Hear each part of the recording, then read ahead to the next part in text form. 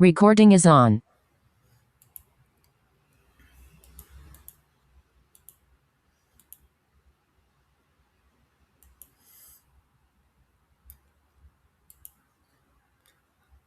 Bueno, entonces, ¿qué tres elementos fundamentales tiene la definición del federalismo? Bueno, primero la división territorial del poder político. Nosotros partimos de un reconocimiento, nosotros tenemos sobre todo los argentinos, hablo aquí en particular, tenemos demasiado arraigado la idea, ¿no?, constitutiva, constitucional, de un federalismo muy particular, de tres niveles, donde nuestro federalismo fue particular, en tanto que fue un federalismo construido desde las provincias hacia el Estado federal, porque en nuestra organización nacional el federalismo es una construcción de las provincias. 14 provincias, primero 13, luego 14, decidieron organizarse como un Estado federal en 1853.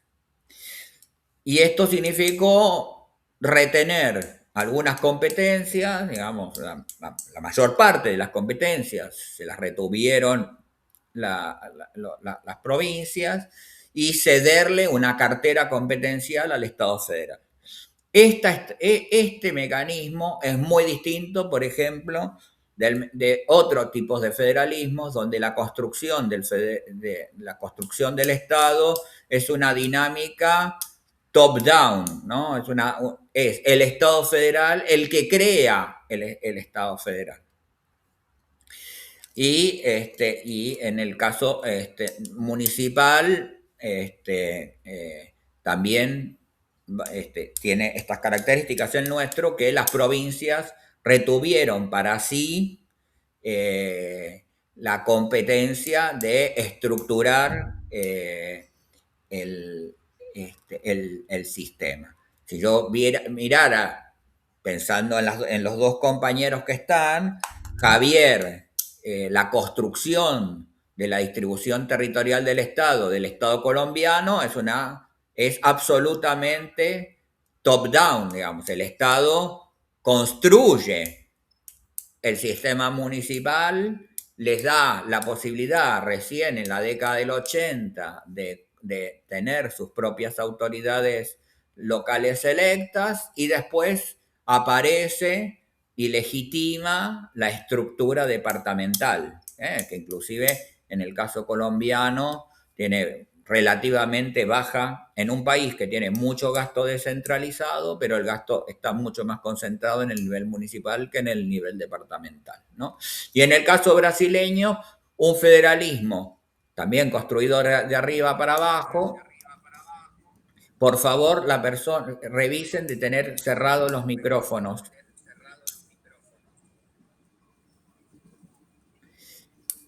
Eh,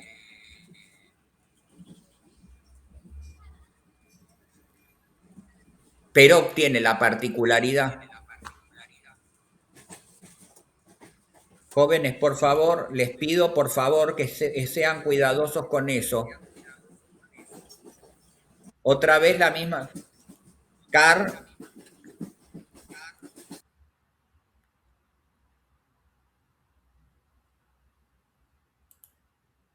eh, donde el federalismo, en particular el federalismo brasileño, tiene esta particularidad que la federación está integrada, ¿sí?, por los tres niveles, cosa que en el caso no es así. Nosotros tenemos tres niveles, pero no, la federación nuestra no está constituida por los tres niveles del Estado. El segundo tema es la autonomía relativa de las unidades subnacionales. Ahora vamos a entrar con detalle, y más detalle vamos a ir viendo en clases sucesivas, pero que existen niveles muy distintos de autonomía relativa. No solamente entre países, ¿no?, sino, o sea, que hay países mucho más descentralizados que otros, Y no, esto no tiene que ver necesariamente con el federalismo, sino que también hay grandes asimetrías en el nivel de autonomía relativa de las distintas, entre distintas jurisdicciones subnacionales, sea entre municipios o sea entre provincias. Algo de eso vamos a empezar a, ver, a ir viendo en unos momentos. Y el tercero es que el federalismo tiene que tener un reconocimiento constitucional, obviamente. Pero la clave del federalismo es que todo federalismo requiere mecanismos de coordinación. Estos mecanismos de coordinación van a estar más o menos o más formalizados o menos formalizados. Van a estar más vinculados a ciertas prácticas políticas, o van a tener que ver más con características históricas, digamos, pero básicamente lo que hay que mirar cuando uno mira el federalismo es cómo son los mecanismos de coordinación. Y aparece un dilema estructural en términos políticos, ¿sí? ¿Qué es? Si, ¿Qué es? La unidad del Estado. Esta es una típica discusión que yo tengo con mis alumnos de doctorado, ¿no? En otros programas doctorales, ¿qué es? Bueno, para la ejecución de políticas públicas, ¿qué tengo que privilegiar? ¿La unidad del Estado o la autonomía subnacional? ¿No? Y es una tensión permanente que hay dentro de las estructuras federales, porque algunos consideran, bueno, no, el Estado debería privilegiar, ¿sí? Por ejemplo, cierta uniformidad de políticas públicas. Y otros dicen, no, lo que hay que hacer es proteger las autonomías subnacionales. Esto se ve en temas muy coyunturales. Digamos, por ejemplo, cuando el Estado dice, no sé, en el discurso político cotidiano, la negociación de la paritaria docente nacional, ¿no? Un tema que aparece todos los marzos. Efectivamente, durante unos cuantos años, unos 16, 18 años, existió una paritaria nacional docente en la Argentina, ¿no? Entonces, se garantizaba un piso mínimo para todos los docentes de la educación básica para el nivel nacional. Bueno, entonces uno puede decir ahí, bueno, funciona el Estado federal, trata de darle unidad, ¿no? Y establecer el mínimo del salario. Y otros dicen, no, no, si las escuelas son de características, son de cada las provincias y la competencia de la educación está delegada en las provincias, ¿por qué tiene que haber unidad del Estado? Que cada provincia defina, ¿no? Entonces, esta es una tensión permanente que existe dentro del federalismo. Si se privilegia la unidad del Estado o si se privilegia la autonomía subnacional, ¿no? Y esta es una tensión permanente que hay dentro del sistema. Como dijimos, y lo vamos a ver en clases sucesivas, América Latina atravesó un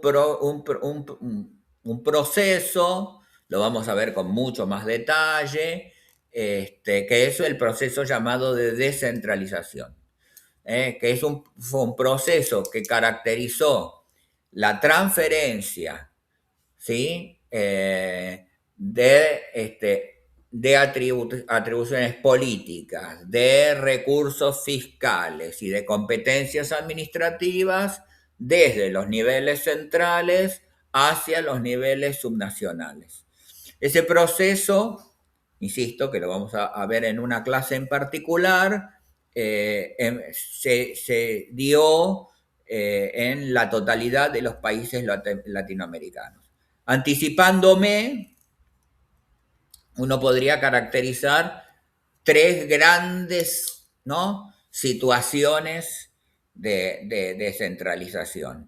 Una es la descentralización política, cuya manifestación más visible fue la elección de las autoridades locales. En América Latina, hasta la década de 1980, en la mayor parte de los países de América Latina, las autoridades locales no eran electas por el pueblo. ¿Sí? Las últimas autoridades locales en ser electa fue en el año 2021, en el caso chileno, donde los gobernadores regionales fueron electos por primera vez. El año pasado se votó por segunda vez en la historia a los gobernadores. Eso es en el caso chileno, que es el más tardío. E inclusive en el caso chileno comparten el poder con autoridades designadas. En cada gobierno regional hay un representante del presidente de la República, que se llama delegado presidencial regional. El segundo indicador, digo, pero dentro de la descentralización política vamos a entender también otras cuestiones que tienen que ver por ejemplo, con la participación ciudadana, pero eso lo vamos a ver más adelante. El segundo tipo de indicador de la descentralización fue la descentralización administrativa. La descentralización administrativa está basada básicamente en la transferencia de competencias de niveles centrales hacia unidades subnacionales o de unidades subnacionales de mayor nivel, de segundo nivel, hacia el tercer nivel. Aquí lo que importa es la potestad legal del Estado del ejercicio competencial, ¿no? Bueno, aquí el primer país en atravesar en América Latina clásicamente la descentralización administrativa fue, curiosamente, Chile, en el gobierno de Pinochet, y las dos competencias más visibles fueron la transferencia de la salud y la transferencia de la educación. Del nivel central hacia el nivel municipal, fue en el caso chileno. Pero así en América Latina. Y el tercer elemento es de la descentralización, la tercera identificación de la descentralización fiscal, ¿no? Que es la transferencia de recursos o de potestades tributarias del nivel central hacia el nivel subnacional o entre niveles subnacionales de distintas jerarquías. Bueno, ya para empezar, teniendo un grupo predominantemente argentino, es que nuestro país es un país muy atípico, ¿sí? Porque los tres atributos no operaron con la misma dinámica y con la misma lógica que operaron en otros países. Nosotros, autoridades electas al nivel popular de autoridades subnacionales, tuvimos siempre, sin rupturas, desde la etapa colonial. Sí, en algunos gobiernos locales no municipales, tuvimos hasta 2010, tuvimos autoridades designadas, pero, insisto, sobre gobiernos locales no municipales, que vamos a ir viendo más adelante. Hay una alumna de Córdoba, uno o dos alumnos de Córdoba, entiendo, les es más fácil comprenderlo. De otras provincias es más difícil porque no conocen la existencia de estos gobiernos locales no municipales. En el caso argentino, entonces, no tuvimos descentralización política clásica, solamente tuvimos como hecho importante en nuestra descentralización política la transición democrática, o sea, el pasaje de gobiernos militares a gobiernos democráticos. En descentralización competencial, cuando la hubo, la descentralización competencial fue más bien del Estado federal hacia las provincias y no hacia los municipios como sujeto. Esto nos caracteriza.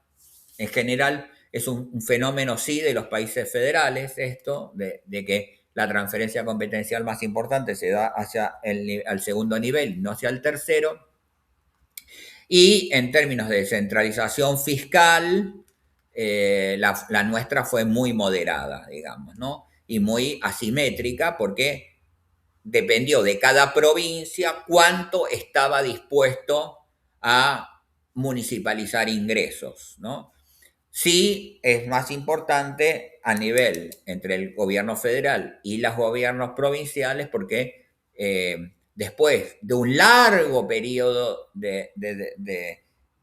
sin legislación, en 1989, el 1 de enero, se puso en funcionamiento la ley de coparticipación federal de impuestos, que tenía solamente como antecedente una ley que había estado vigente entre el año 74 y el año 83.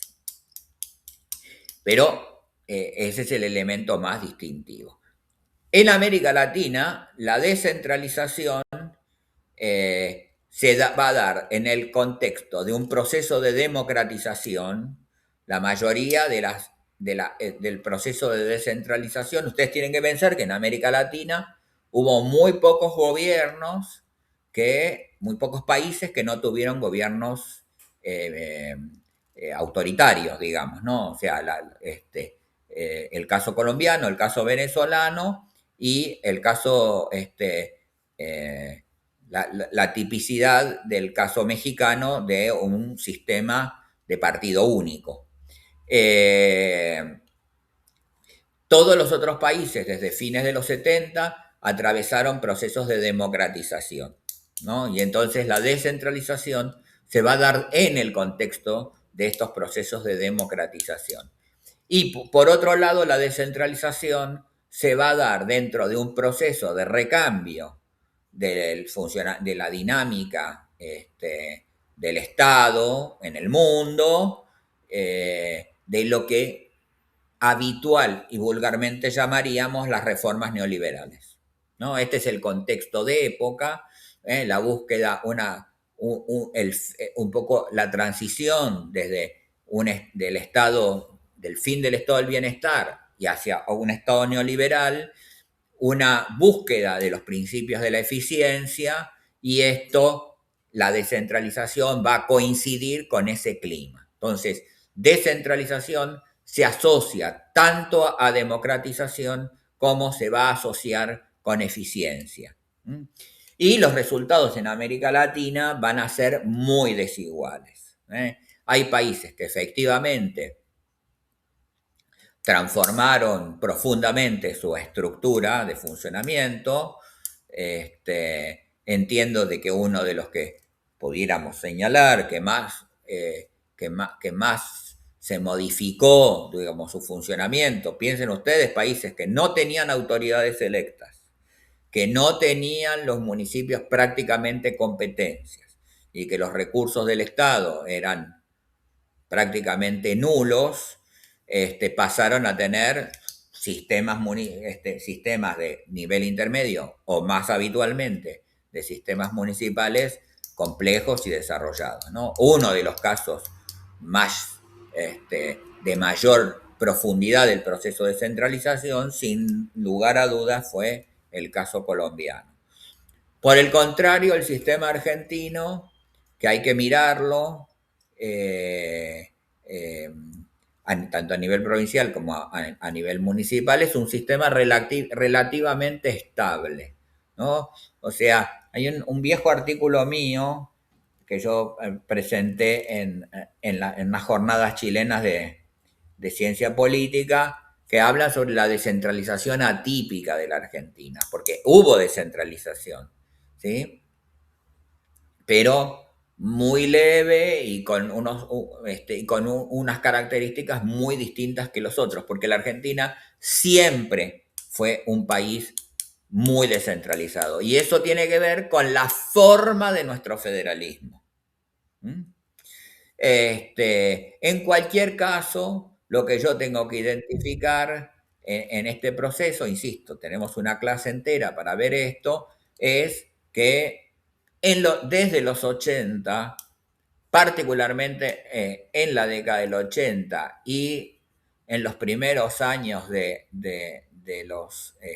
los 90, se va a dar una reconfiguración del poder territorial del Estado, ¿no? En buena parte de los países de América Latina. Los que no hicieron esas reformas hasta esa época, los más tardíos, fueron los países de Centroamérica, que tenían sus procesos de guerras civiles. Entonces, la descentralización como proceso político va a quedar demorada. Recién se va a dar muy sobre el final de los años 90. Y ya en nuestro siglo la descentralización empieza a perder vitalidad, ¿sí? Y va a venir algo que vamos a ver en clase, que es la llamada procesos de recentralización, ¿eh? Que también la Argentina va a tener una recentralización atípica. Hay un texto bastante antiguo ya, del 2017, bastante clásico, sobre lo que es la recentralización en Argentina. También hay trabajos para muchos otros países, inclusive ustedes van a leer sobre una teoría general del proceso recentralizador. Nuestro siglo no es no es un siglo de descentralización territorial, ¿no? Las únicas excepciones que va a haber en nuestro siglo de reconfiguración del Estado a nivel territorial van a ser el caso del Uruguay, que va a crear su tercer nivel de gobierno. Uruguay solamente tenía dos niveles de gobierno, tenía el Estado y las intendencias departamentales, con competencias relativamente similares a nuestros municipios, a los municipios argentinos, más o menos.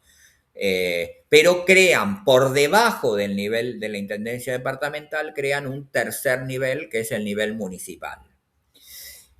Y el otro caso de reorganización ya más total del Estado va a ser el caso cubano, a partir de, ya desde, se empezó a configurar a partir de una reforma en el año 2014, se va a consagrar en la Constitución de 2019,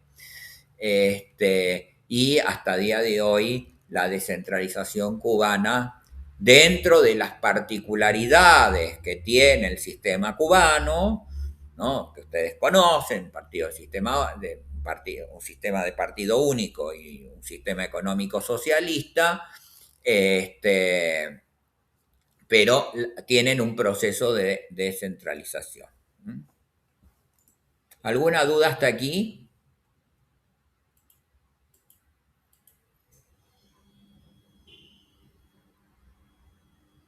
¿No hay ninguna duda?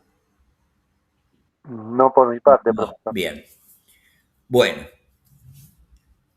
vamos a identificar entonces la clave para entender el concepto fundamental para entender las dinámicas del federalismo, que también la clase que viene vamos a trabajar mucho más en la caracterización en la Argentina de este fenómeno, que es el tema de las relaciones intergubernamentales.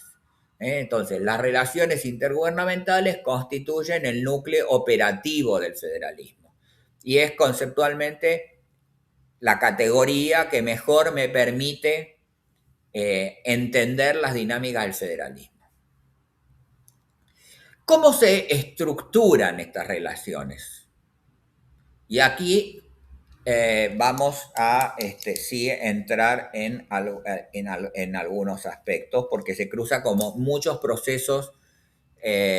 Voy a ir poniendo el caso argentino, pero también lo podemos ir identificando para algunos otros casos.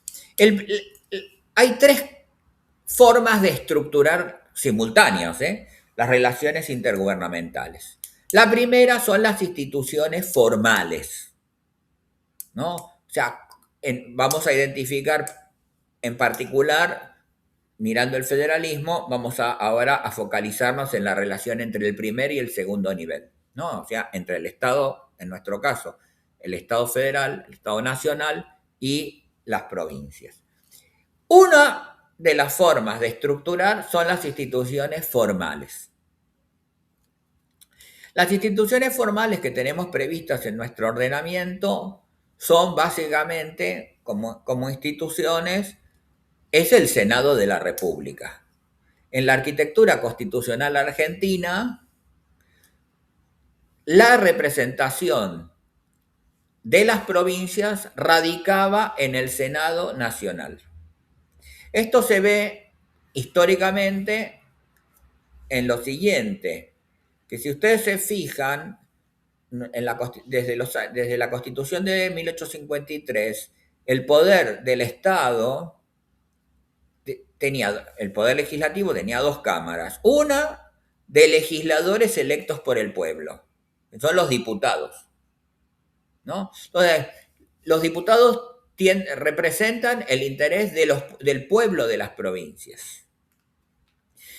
Pero el Senado tenía un mecanismo indirecto.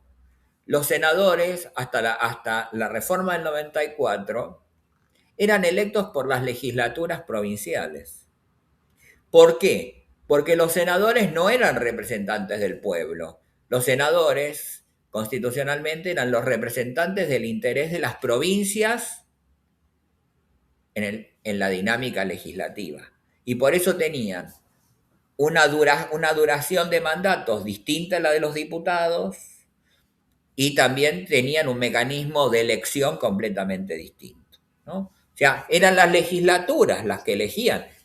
El pueblo nada tenía que ver, o sea, el pueblo elegía las legislaturas provinciales, pero los senadores porque eran representantes del interés de las provincias. Esto en la arquitectura empieza a cambiar con la reforma constitucional. Hay una reforma muy poco reconocida en la Argentina, que es una reforma no es constitucional, sino electoral, que es la dictadura de la Revolución Argentina. En el año 72 incorpora la idea del senador por las minorías, que dos senadores eran por la mayoría y una era por la minoría. Eso va a funcionar así desde el 73, las elecciones que coinciden con las presidenciales de Cámpora, y hasta el 76, que las provincias tenían 3 senadores, no 2 como habían tenido, sino tenían 3, 2 por la mayoría y 1 por la minoría. Viene la dictadura del 76, desde el 83 se vuelve al sistema anterior. Se hace con el sistema electoral tradicional, el pueblo vota a los diputados, las legislaturas provinciales eligen a los senadores, ¿no? Y por el término de 9 años.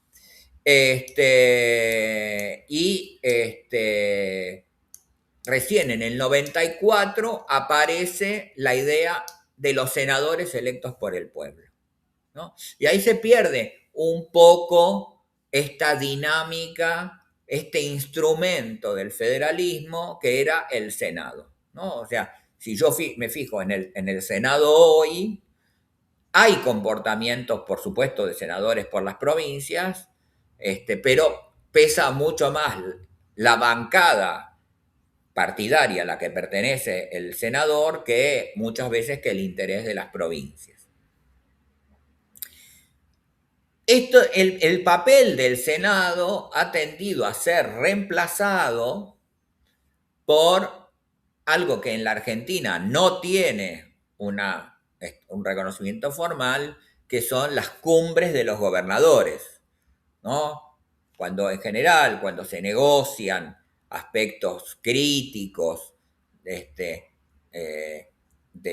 política fiscal sobre todo, o problemas políticos severos, como pudo haber sido la crisis del 2001-2002, los gobernadores directamente se reúnen, ¿no? Y representan en esas reuniones, se representaría un poco el interés de las provincias, pero lo hacen en forma informal, ¿no? ¿Por qué? Bueno, porque se ha perdido ese rol que tenía el Senado de la Nación. La segundo gran grupo de instrumentos formales que tenemos para la regulación de las relaciones intergubernamentales son un mecanismo que en la Argentina es relativamente débil, que son los consejos federales.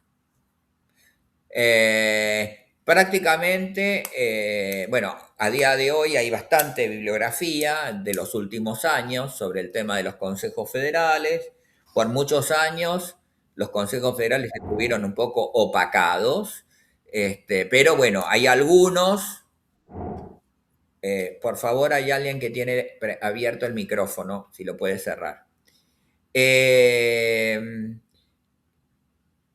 como por ejemplo el Consejo Federal de Educación, que se hizo visible para la negociación, por ejemplo, de la Ley Federal de Educación, o se hacía visible en el momento de la negociación de la paritaria docente a nivel federal, ¿no?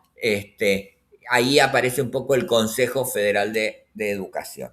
Y el otro, que se hizo muy popular, es el Consejo Nacional, el Consejo Federal de Salud, que fue el organismo que hacía visible en la pandemia del COVID-19, que permitía las aperturas y las estrategias este, de, este, de durante el encierro del 2020.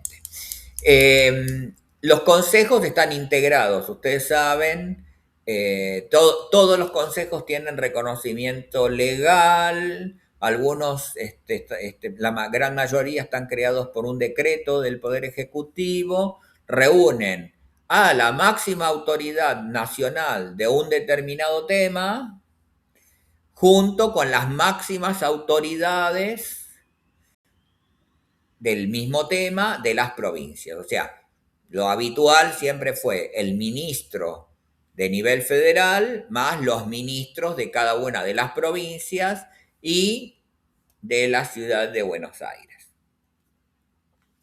Estas estructuras, digamos, algunas son bastante potentes, digamos, en términos, insisto, de temas, muy sectoriales, muy en algunos momentos, pero hay muchos otros que la realidad es que no tienen mayor visibilidad ni peso, digamos.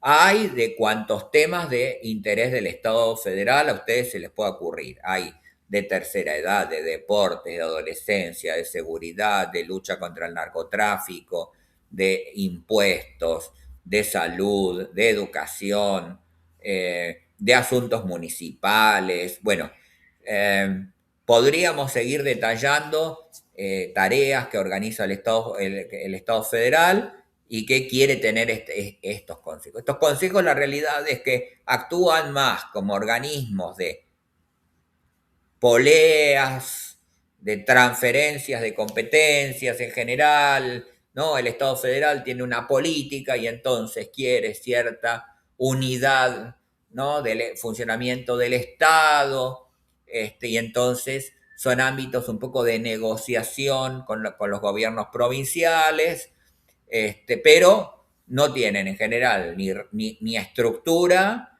ni recursos, ni apalancan muchos recursos propios de manera importante, y no tienen el rol que tienen en las provincias, no es definitorio, digamos, no tienen un carácter más bien consultivo. Y esto los hace, digo, estructuralmente débiles, salvo en coyunturas muy particulares, digamos, ¿no? Uno, Profesor, sí, dígame, no sé quién perdón, sí, no, estaba pensando en los consejos federales y también acá específicamente en la provincia de Río Negro. Esa estructura también se trasladó al Poder Ejecutivo Provincial, hay consejos provinciales, casi con la misma lógica de funcionamiento que los federales, están normados y están creados bajo la dependencia del Poder Ejecutivo Provincial. No es muy común en general en las provincias, eso es un tema interesante. En general, las provincias no tienen estas estructuras, ¿no? Así que estaríamos en presencia de una... Esa tarea habitualmente la hacen, digamos, habitualmente porque las provincias suelen negociar con sus municipios en general solamente por gobierno y con los intendentes, digamos, ¿no? Entonces, y bueno, y eventualmente por mecanismos informales. Ahora después vamos a ir a trabajar esto. La segunda gran forma de estructuración de las relaciones intergubernamentales son el funcionamiento de los partidos políticos. Esto es en el plano teórico, obviamente, porque en el plano práctico nosotros hemos ido cada vez más, en el caso argentino, perdiendo dinámica nacional de los partidos políticos, ¿no? La crisis de los la crisis hiperinflacionaria y un poco la debacle del radicalismo después de la presidencia del presidente Alfonsín, debilitó mucho en su momento al radicalismo, y emergió una tercera fuerza, que terminó en la construcción de la alianza. El peronismo estuvo dividido en toda la década del 80 en dos fracciones, ¿no? Los renovadores y el Partido Justicialista Ortodoxo. Logró unidad cuando el presidente Menem era presidente, pero después el sistema de partidos políticos en la Argentina, hace muchos años que los partidos políticos en la Argentina han ido perdiendo ese sesgo de partidos nacionales, ¿no? Que efectivamente esto a diferencia de otros países, digamos, básicamente clásicos en los estudios, los países europeos, ¿no? Pero también acá lo tiene Chile, lo ha tenido el Uruguay, que cuando uno habla con el presidente de un partido político nacional, habla con todo el partido, ¿no? Bueno, nosotros esto lo hemos ido perdiendo. Los partidos políticos, quizás los bloques legislativos, esto lo discutía cuando Fernando, ¿no? Creo que cuando iba a Bariloche me crucé iba a Bariloche a dar la conferencia, me crucé con un diputado y me dice, bueno, pero el partido es el bloque de diputados. Bueno, es una forma de entenderlo, porque la realidad es que supuestamente el Partido Justicialista de Córdoba es Partido Justicialista y sin embargo no está dentro de ese bloque, digamos, ¿no? Está en el bloque de Provincias Unidas, ¿no? Entonces, el radicalismo está profundamente atomizado, el PRO, que parecía en algún momento, cuando la estructura bipartidaria en el gobierno de Macri, y quizás hasta las elecciones internas del 23, parecía que se había reconfigurado el sistema en torno no un sistema bipartidario, pero sí de dos alianzas. Pero la realidad es que los partidos políticos en la Argentina han perdido esa capacidad de interlocución nacional, ¿no? Cuando uno habla con el presidente en este momento, bueno, la situación particular de que la presidenta del Partido Justicialista está detenida, pero cuando uno habla con el presidente del partido, no habla con la totalidad del partido, digamos, ¿no? Y tampoco los legisladores están todos en el mismo bloque, ¿no? Entonces, y si fuera escarbando, ¿no? A niveles provinciales y eso, me encontraría con lo mismo. En otros países, los partidos políticos, ¿no? La interlocución con los partidos políticos, sabiendo que uno habla con el presidente del partido político a nivel nacional y está hablando con hasta el último concejal de ese partido, le dan vitalidad a las relaciones intergubernamentales. En la Argentina, lamentablemente, tenemos un problema muy severo, ¿no? El dato más significativo en los últimos años ha sido la provincialización del sistema de partidos políticos, ¿no? O sea, cada uno de los gobernadores y de las fuerzas políticas, fíjense que tenemos en muchas provincias, tenemos partidos provinciales inicialmente o desgajamientos de partidos políticos nacionales con lógica provincial. Piensen ustedes, tenemos así estructuras provinciales en el caso de Misiones, en el caso de Santiago del Estero, en el caso de Salta, en el caso de Córdoba, en el caso de San Juan, en el caso de San Luis, ¿no? En Río Negro, el partido histórico provincial en el caso de Neuquén, la fuerza hoy en Santa Cruz, ¿no? Que son, uno no los podría encuadrar en ningún partido político en particular, ¿no? Entonces, si nuestras relaciones intergubernamentales son relativamente, tenemos pocas instituciones formales, ¿no? Y las que tenemos son débiles, los partidos políticos son débiles, el corazón de nuestras relaciones intergubernamentales en la Argentina pasan a ser las relaciones interpersonales. Y cuando hablo de redes interpersonales, efectivamente estoy hablando de esto, de redes de personas, ¿no? O sea, la relación entre el presidente y un grupo de gobernadores, la relación entre un ministro y algunos ministros, la relación entre el gobernador y funcionarios que se conocen, ¿no? O sea, relaciones entre personas, no por la representación institucional de sus cargos, sino en tanto construcción de vínculos interpersonales. Y esto le da debilidad a nuestro sistema, ¿no? Entonces, resulta que el presidente de la República se lleva bien o tiene un buen diálogo con el gobernador de Catamarca, pero no se lleva bien con el gobernador de Buenos Aires. Entonces, la base del federalismo pasan a ser las relaciones interpersonales, ¿no?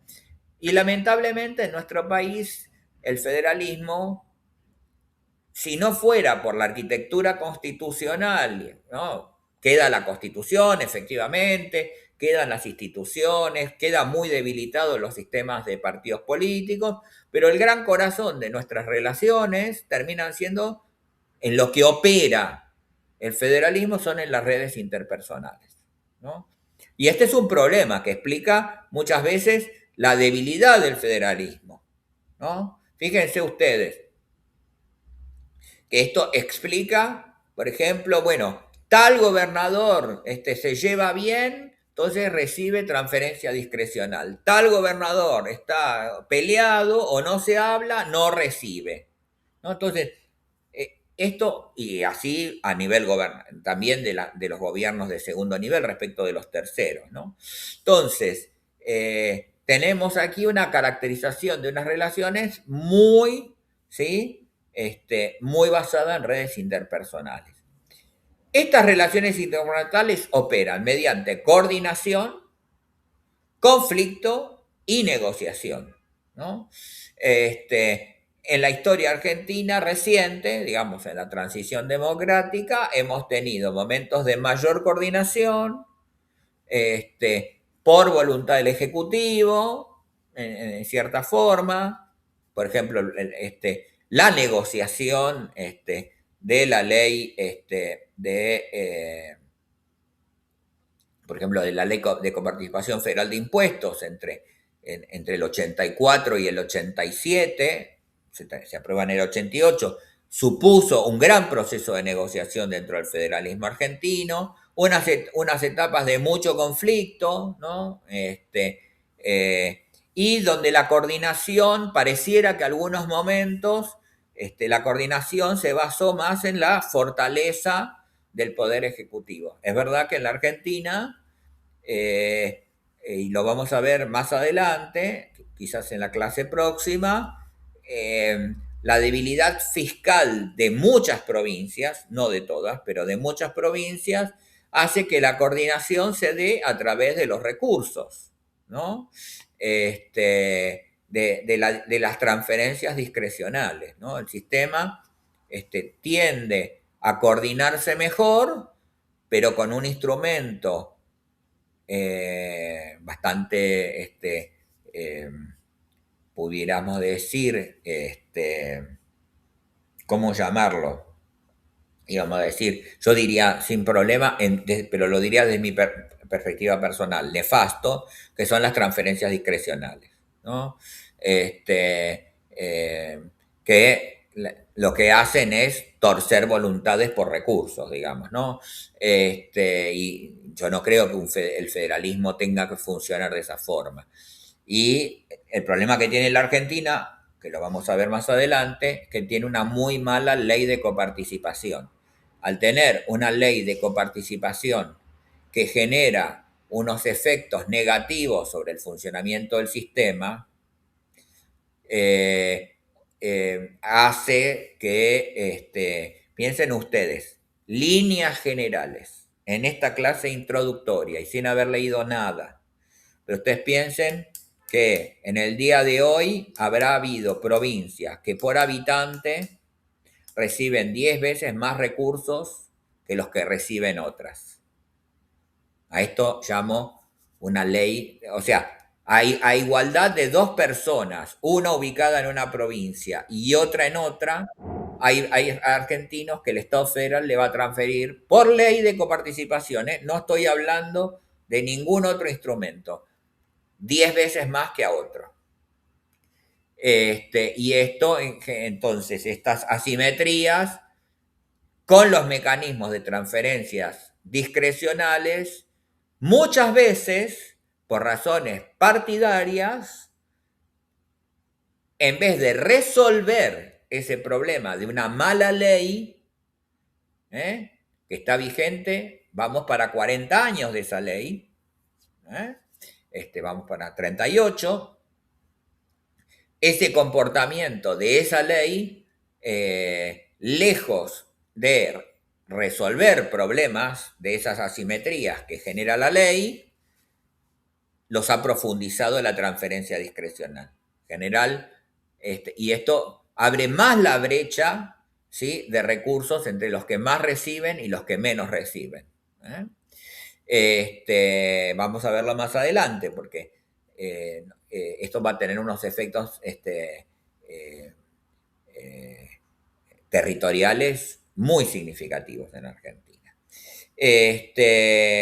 Entonces, como síntesis de relaciones intergubernamentales, el federalismo existe realmente como una red de interacciones entre niveles de gobierno, ¿no?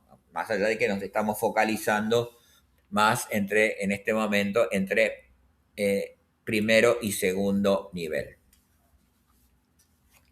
La Argentina, su federalismo, pudiéramos caracterizarlo como un sistema con descentralización institucional, mucha, nuestra herencia de 1853, gran competencia de las provincias en muchas materias, un Estado federal que tiene una estructura competencial restringida, pero acompañada de centralización fiscal.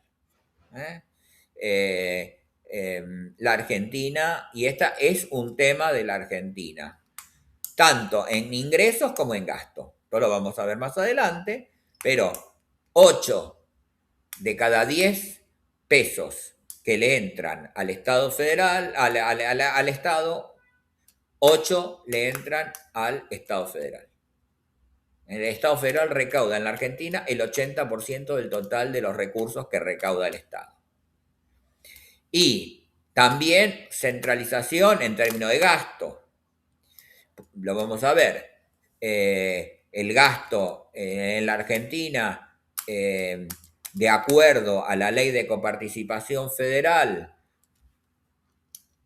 se había estimado como un indicador que las provincias debían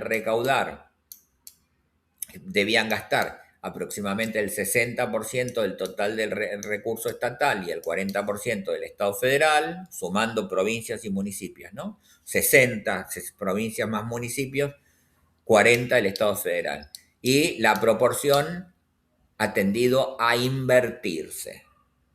El Estado federal gasta en la Argentina más cerca de 60 y las provincias alrededor de 40, ¿no? Entonces, descentralización institucional, centralización fiscal, y eso lo que produce es mediación política.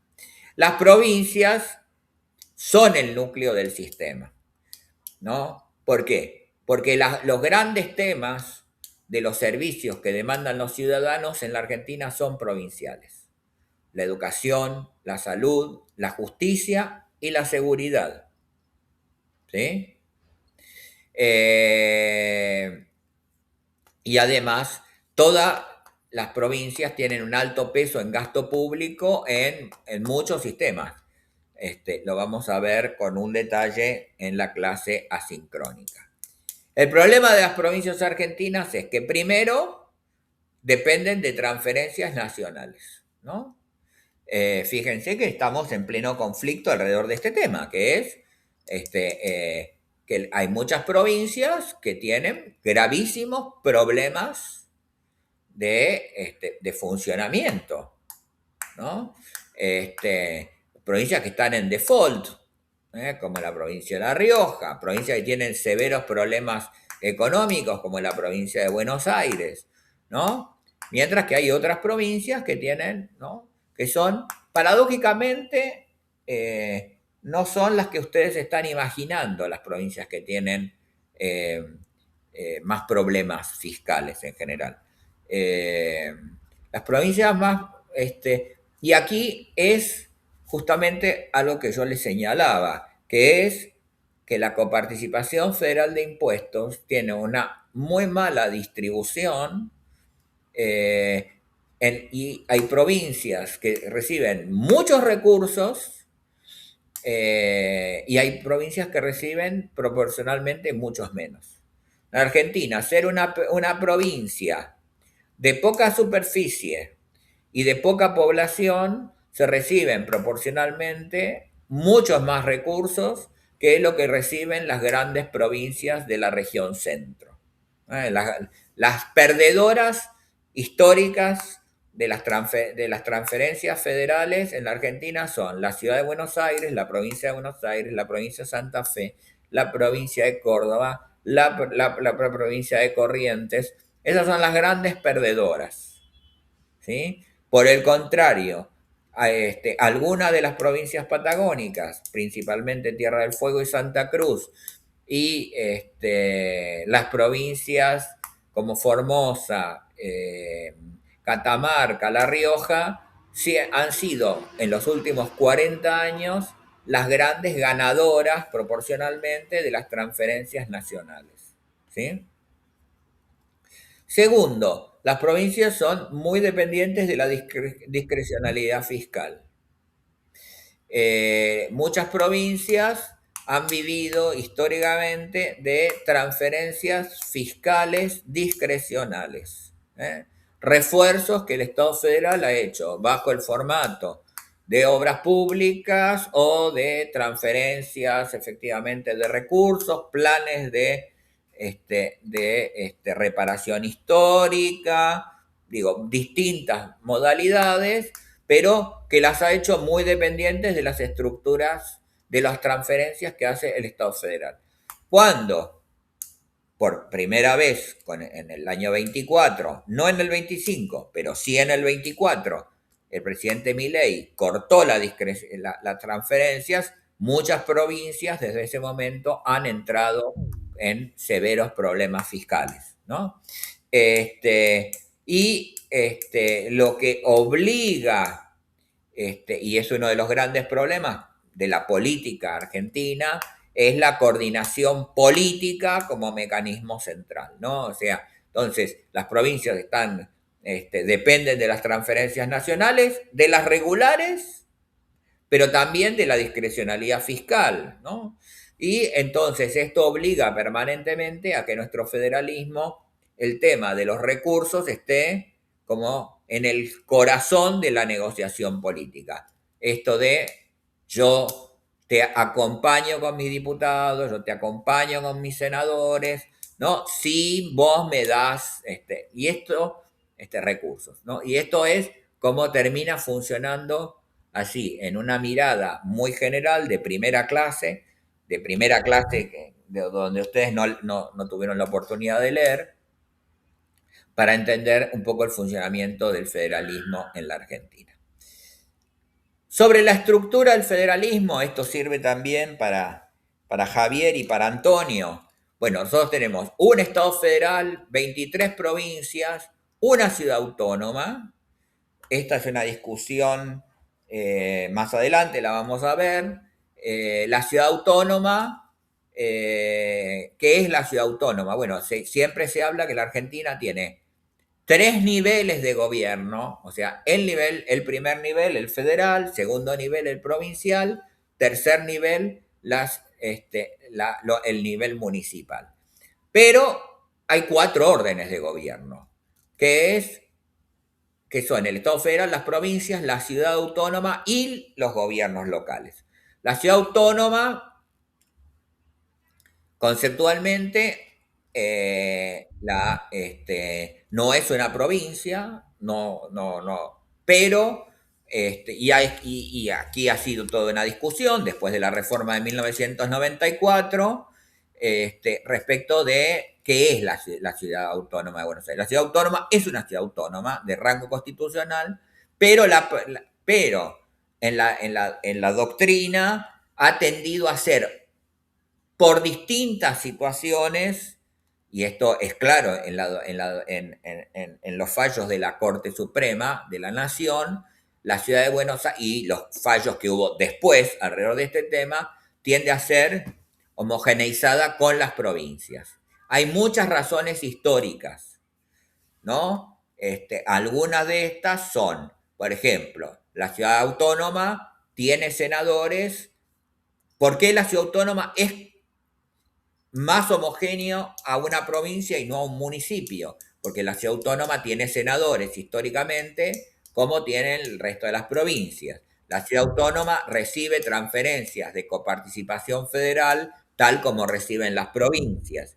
Los municipios no tienen senadores, los municipios no tienen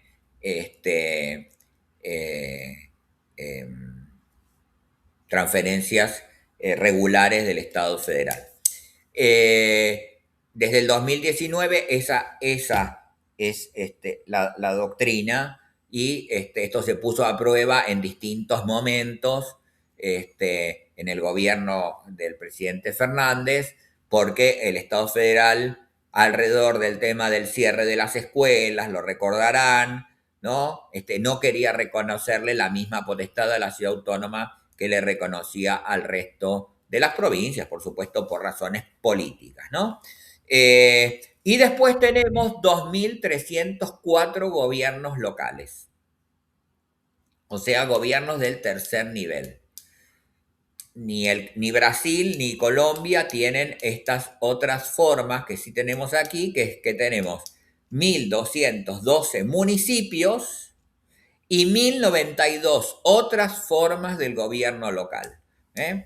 Son gobiernos locales de tercer nivel, pero a los cuales las provincias no les reconocen la capacidad de ser municipios. Adquieren distintas denominaciones, en algunas provincias se llaman comunas, se llaman comisiones municipales, se llaman juntas, de acuerdo a la provincia van teniendo distintas denominaciones, no son dependientes del gobierno provincial, no dependen de otros de los municipios, sino que son gobiernos locales que no adquieren la categoría de municipios. Son particularmente relevantes en muchas provincias, por ejemplo, en la provincia de Córdoba, en la provincia de Santa Fe, en la provincia de Santiago del Estero, en la provincia de Tucumán, en la provincia de Entre Ríos, ¿no? Son, obviamente, en algunas provincias patagónicas, que tienen estas otras formas del gobierno local. Otras provincias, como vamos a ver más adelante, solamente tienen gobiernos municipales. En términos internacionales, las provincias argentinas tienen una autonomía alta. Ese indicador que ven ahí se llama Regional Authority Index, RAI.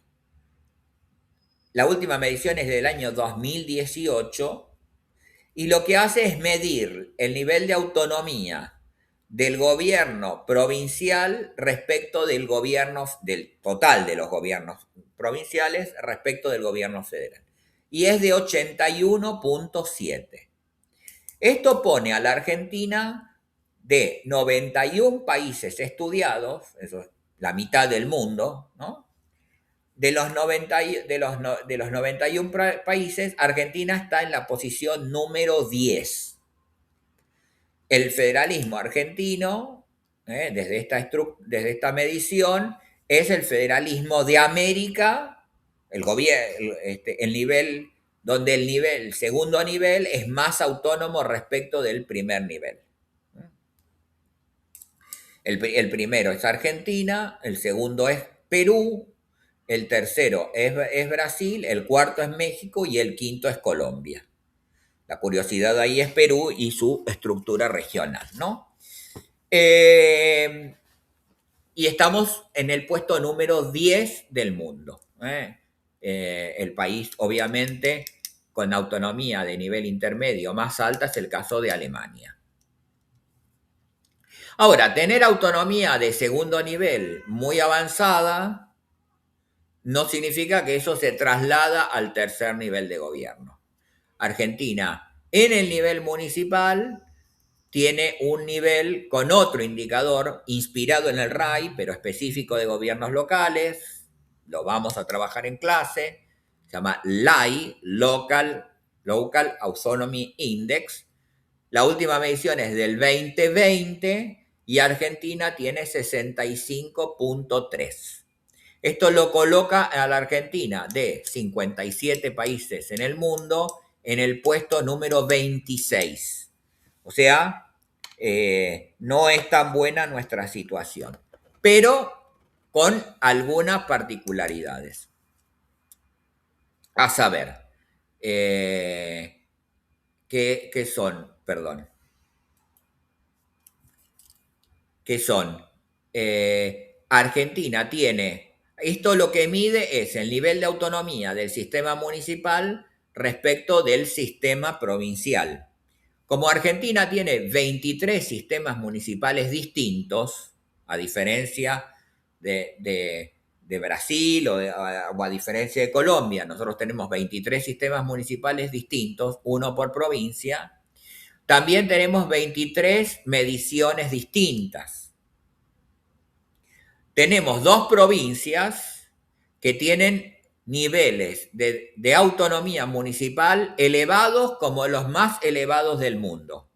Son las provincias de Corrientes y de Tierra del Fuego.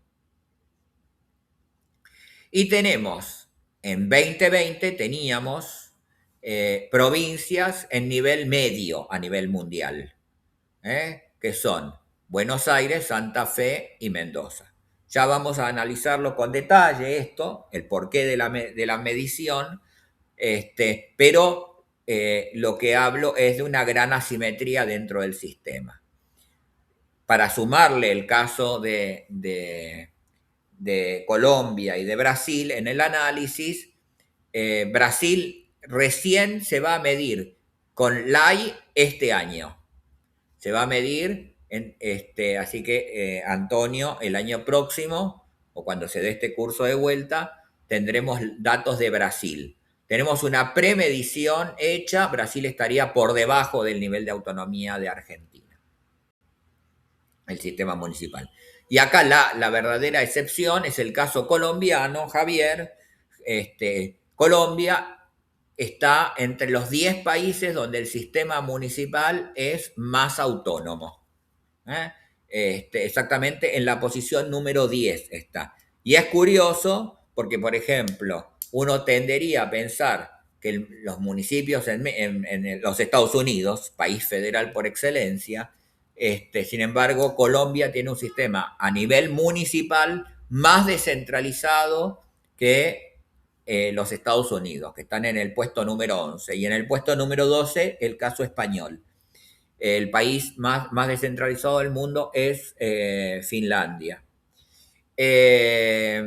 Los países nórdicos tienden a ser los de mayor nivel de autonomía municipal.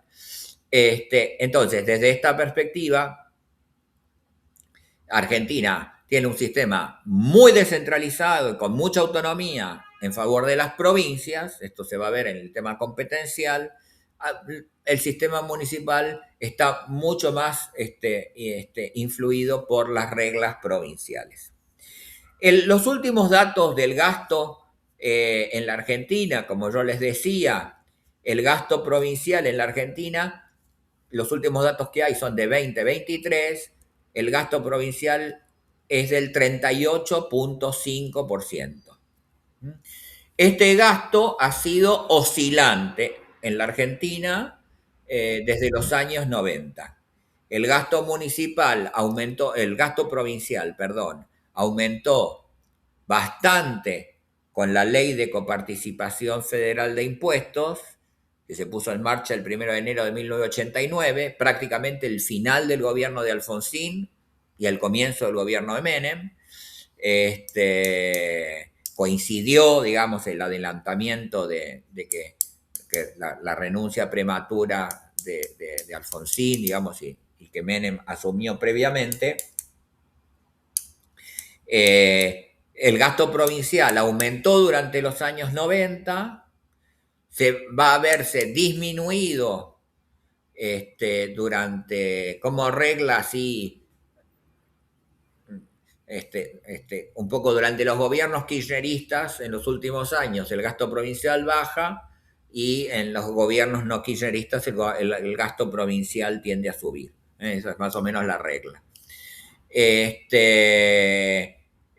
Pero igualmente, como yo les decía, se mantiene por debajo de lo imaginado como óptimo en el momento de la sanción de la ley de coparticipación. Esto tiene que ver básicamente con los ingresos provinciales y esto va a dar motivo en la próxima clase. Y el gasto municipal en la Argentina es del 7.9%, fue en el 2023. Como regla general, simplificada para ustedes, el gasto municipal en la Argentina siempre es el 8%. ¿Sí? ¿Es mucho o es poco? Es poquísimo. La Argentina es el tercer país de América Latina con menos gasto municipal. Claro, tiene un gasto, si sumo los dos niveles, ¿no? Sumo el gasto provincial y el gasto municipal, bajo la categoría gasto subnacional, la Argentina pasa a estar, ¿no? Bastante más arriba. Básicamente porque en muchos países, claro, básicamente en los países unitarios, el gasto tiende a estar, salvo Colombia, como excepción, Ecuador, que son países muy descentralizados en términos del gasto, el gasto tiende a ser bastante acotado cuando sumo el municipal y el de segundo nivel. Y bueno, y para terminar, como idea, Argentina es un sistema federal institucionalmente descentralizado, pero fiscalmente centralizado. Esta va a ser un poco la idea fuerza que nos queda de esta parte, de esta primera clase del curso. Consideraciones.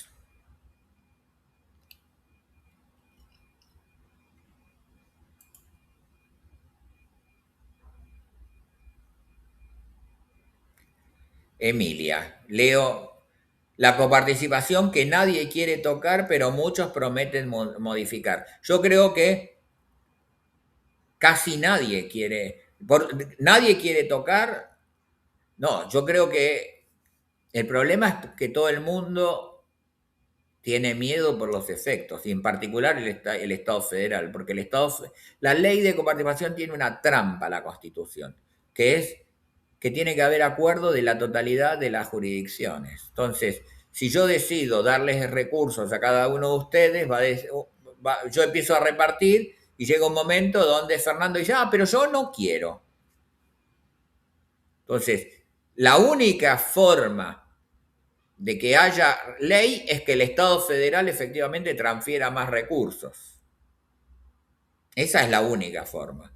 Y fíjense que aún siendo así, también hubo problemas.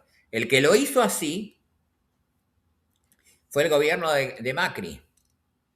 Cuando transfiere la Policía Federal y le va a transferir 2 puntos de coparticipación a la ciudad de Buenos Aires en el año 16, después se lo va a reducir, el mismo Macri, y los gobernadores pusieron el grito en el cielo. Y no era que le tocaban recursos a las provincias, eran recursos del Estado federal, de la participación del gas de la nación, que le transfería de recursos a la ciudad de Buenos Aires. Son esos recursos que después Alberto Fernández le saca a la provincia de Buenos Aires, a la ciudad de Buenos Aires, y se los da a la provincia de Buenos Aires. Y son esos billones que sigue reclamando Kicillof, que se lo sacó Milei. Son recursos federales, no son recursos de coparticipación esos recursos. ¿Sí? Entonces, efectivamente, pero además ustedes tienen que pensar dos cosas y esto lo anticipo a clases que vienen. Cuando yo tengo que tocar una ley de coparticipación, Javier, en Colombia se llama ley de participaciones, ¿no? Digo, coparticipación, en Colombia se llama ley de participación. Yo tengo dos cosas, que es, uno es lo que se llama la distribución primaria. ¿Qué es la distribución primaria? Yo acá en este momento tengo 17 alumnos. ¿Cuánto me voy a quedar yo y cuánto les voy a dar a los 17 alumnos como conjunto? Eso es la distribución primaria. Hay una primera pelea. Esto que la ley del 88, ¿no? Tenía el 50, esto de 60-40. No era menos, pero digo, para ubicarlos rápidamente, 60-40. Pero después está la otra discusión, que es la distribución secundaria. ¿Cuánto le va a tocar a cada provincia? Entonces, las provincias chicas dicen, bueno, pero yo tengo más gasto, y las provincias de Patagonia dicen, pero yo vivo más lejos, y las provincias de la región centro dicen, pero yo tengo más gente, ¿no? Entonces, y ustedes tienen que pensar que la ley de coparticipación argentina es tan mala que se negoció en el año 88 y nunca más se tocaron los coeficientes de distribución. Entonces, la Tierra del Fuego, que recibe 0.7, lo recibe por la población que era 10 veces menos de la población que tienen hoy. Y la provincia y la ciudad de Buenos Aires, a su vez, fíjense que a día de hoy la ciudad de Buenos Aires recibe solamente el doble que lo que recibe Tierra del Fuego. 1.4. La ciudad de Buenos Aires. ¿No? Usted me dice, pero Buenos Aires tiene unos presupuestos, sí, porque ahí empieza a valer cuánto la voluntad que tiene cada jurisdicción de cobrarle a sus contribuyentes. Esto lo vamos a ver, ¿no? Más adelante. ¿No? Entonces, no solo es la voluntad. Sí, la capacidad, pero también la voluntad de cobrar. ¿Sí? Y la estructura fiscal que tenga. Yo siempre les hago hacer, en los cursos siempre, cuánto paga de patente, cuánto paga de impuesto inmobiliario, ¿no? Y ahí empezás a ver que en general en la región centro se cobra mucho más, ¿no? Por unidad, los vecinos, los ciudadanos pagan mucho más por metro cuadrado de un departamento, por el vehículo, digamos, ¿no? Bueno, porque hay una voluntad. Es muy propio de la región centro eso. ¿Sí? Hay provincias donde es muy testimonial, digamos, el cobro ¿no? y el peso de las alícuotas, pero claro, también ¿dónde están radicados los actores económicos? Bueno, pero ahí, ¿no? Entonces, efectivamente, con esa es muy difícil tocar el tema en la Argentina, salvo que tendría que ser un acuerdo. Fíjense que lo más cerca que se estuvo fue el pacto fiscal del año 2017 y hubo dos provincias que no quisieron. Una después fue y en las sombras, porque no quería estar en la foto, firmó.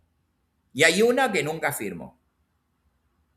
Con esa lógica, la ley de coparticipación, lo más cerca que se estuvo, que fue después del triunfo de Macri en el 17, que nadie esperaba y que fue muy importante, digamos, en ese momento histórico fue lo que más cerca se estuvo de modificarlo.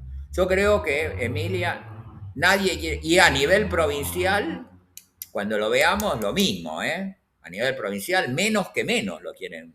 Hay dos provincias que no tienen que tienen una suspendida la ley de coparticipación y otra que no tiene ley de coparticipación. Jujuy no tiene ley de coparticipación y Catamarca la tiene suspendida.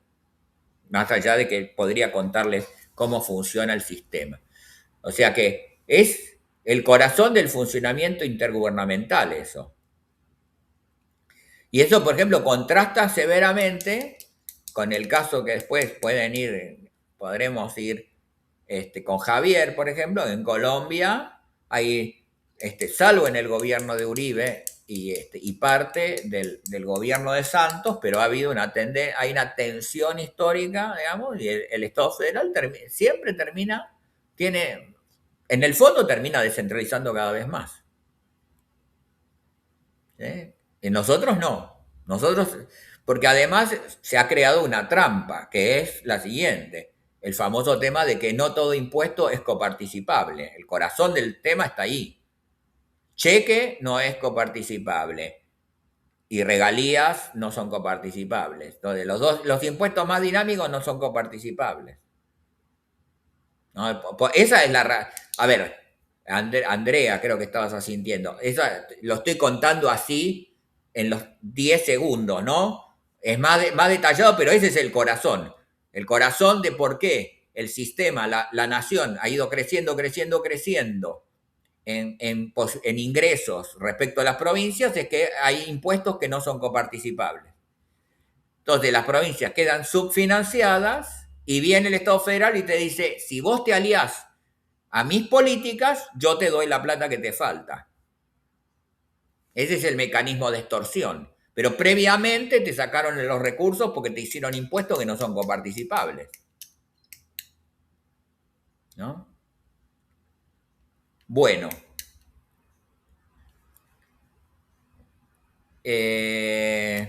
La próxima clase será sincrónica. Como verán, es muy importante que mantengan la lectura.